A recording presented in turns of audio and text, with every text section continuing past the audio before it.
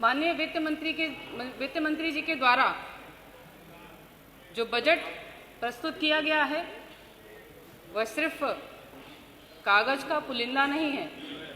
ये बजट प्रदेश के 25 करोड़ लोगों के भरोसे की जीत है। ये सिर्फ कागज का बजट नहीं है, ये बदलाव की पुकार है।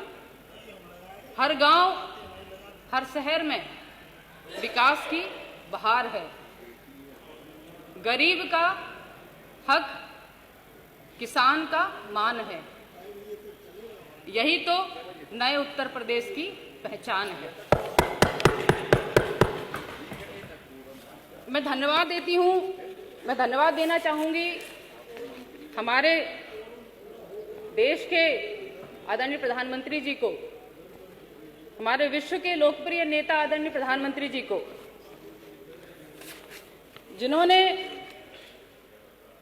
इस बुंदेलखंड, जहां से मैं आती हूं, जहां कहूं पानी की एक एक बूंद के लाने टटकार मस्ती थी, आज उते केन बेतवा लिंक परियोजना और हर घर नल से जल योजना ने इस पूरे बुंदेलखंड की प्यास बुझा दी है। जे केवल पाइपलाइन नहीं है, जे किसानन के लाने गरिमापूर्ण जीवन और सिंचाई का अधिकार है। अब हमारे बुंदेलखंड को किसान टैंकर की बांट नहीं जोत, अब तो उनके खेतन में हरियाली लहराते। हमारी भाजपा की सरकार ने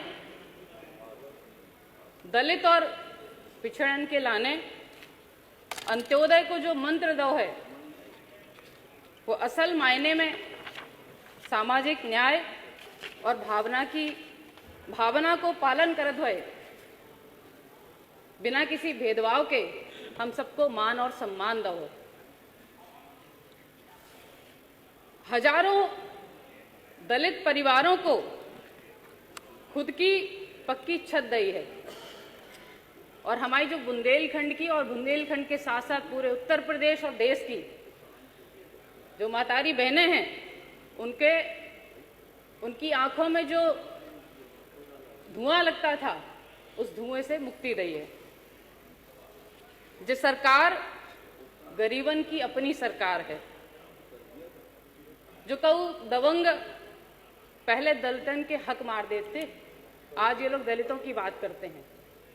लेकिन मैं 17 के पहले वाली बात नहीं करना चाहूंगी। आज कानून के राज में उन लोगों की जेल में अच्छी तरह से खातिरदारी हो रही है। और सबसे बड़ी बात, हमारे जो बुंदेलखंड के लाने बुंदेलखंड एक्सप्रेसवे ने दिल्ली और लखनऊ की सिर्फ दूरी नहीं घटाई, बल्कि बुंदेलखंड के नौजवानन के लाने रोजगार के द्वार खोल रहे हैं। डिफेंस कॉरिडोर से अब हमारी वीरता की जो धरती है, उस पे तोपें और मिसाइल बने हैं जो पूरे देश की रक्षा करें। मान्यवर,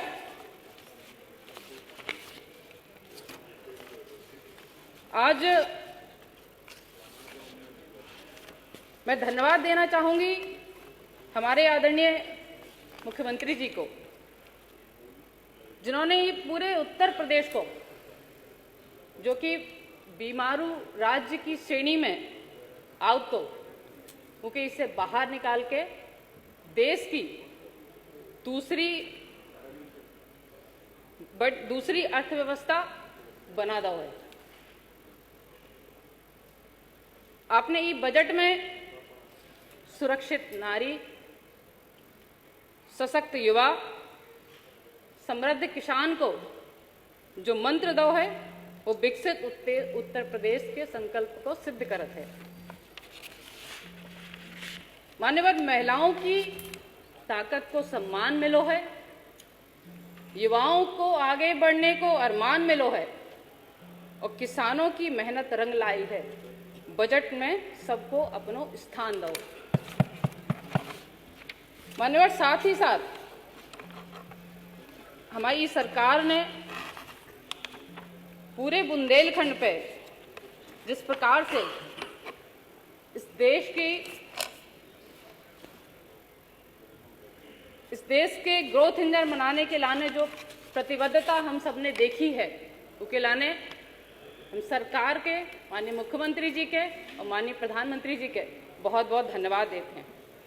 मान्यवर, मैं अपने विधानसभा क्षेत्र के कुछ विषय आप सबके समक्ष रखना चाहूंगी। हमारा जो विधानसभा क्षेत्र है मान्यवर, उसका पूरा एरिया राठ और सरीला जो तहसील है, एक पहाड़ी बांध है हमारे यहाँ, उससे सिंचित होता है।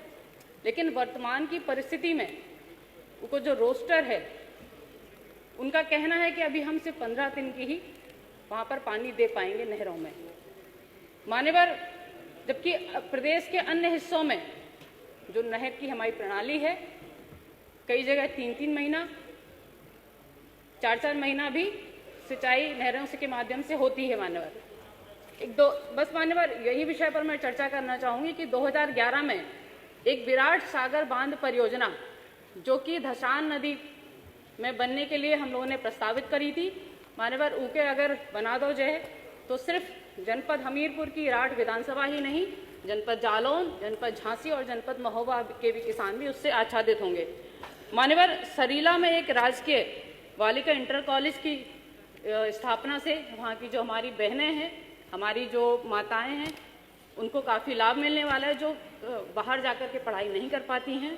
मान्यवर, एक और बुंदेलखंड का जो सबसे इस समय थोड़ा सा विषय चल रहा है, जो पेड़ों का कटान। मान्यवर, छूट की प्रजाति के जो पेड़ हैं जिनका कटान मान्यवर हो रहा है, वो बुंदेलखंड में अक्सर जो हमारे पेड़ हैं वो छूट की प्रजाति वाले ही पेड़ हैं। मान्यवर, इस कटान को रुकवा दिया जाए। मान्यवर, आपने मुझे इस बजट के समर्थन में बोलने का अवसर दिया है, मैं आपका बहुत बहुत हृदय से आभार व्यक्त करती हूँ। और माननीय डॉक्टर नीलकंठ तिवारी जी के द्वारा जो धन्यवाद प्रस्ताव लाया गया है, उसके समर्थन, मैं उसका पूर्ण समर्थन करती हूँ। जय हिंद, जय भारत। ब्रजेश